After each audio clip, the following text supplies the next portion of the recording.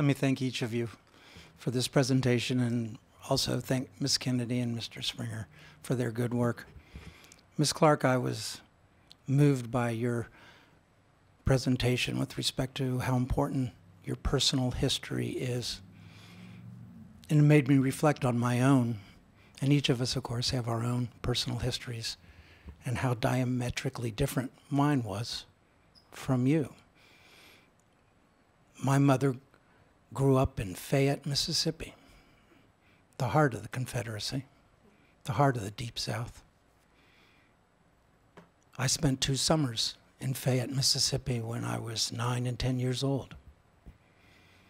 And it has, to this day, profoundly shaped my life, because I experienced, even then as a child, walking down the street and seeing, getting to my grandfather's store, who was the peddler, the classic peddler that had his store in the Deep South.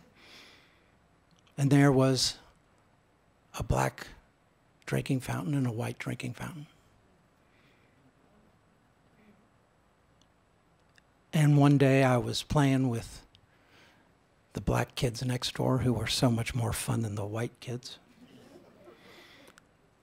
And my grandfather saw me, called me up to him, and said, "Raja," because it was Raja, "Raja, I never want to see you playing with those kids again." I went running to my mom. I said, "Mom, why did Granddaddy say this to me?" And she said, as people did then, "Someday you will understand." So to this day,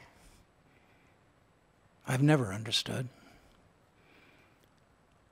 And it is what's formed me and my approach to life, as it has formed you and your approaches to life, and the courage that you have had to deal with and face, so much different than mine. Mine comes from privilege. And the other day we were asked how to do the inner work with respect to our views with respect to race, not just the outer work. And I thought that that was such a profound question that all of us must do all the time, to recognize, as most experts in the world say, that bias is sort of hardwired in us, that we make distinctions like that all the time. And if we don't own that, if we don't see that in ourselves, we will not be the change we seek to bring about.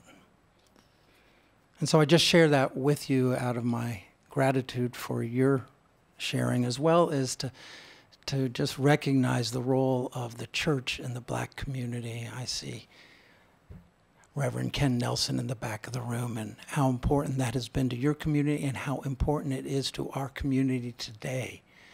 That it is the spirituality of the black community that has been among the most powerful contributions to our community, and what it means to be a beloved community, and helping us understand what that means.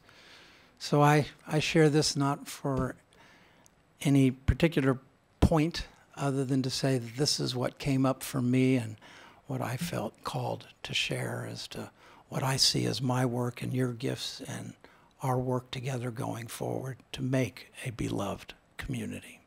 So thank you.